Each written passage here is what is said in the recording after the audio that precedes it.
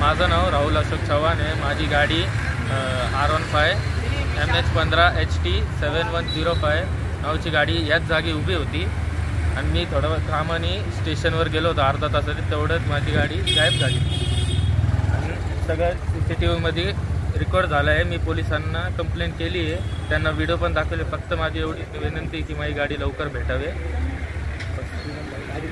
AMP चॅनलला subscribe करा।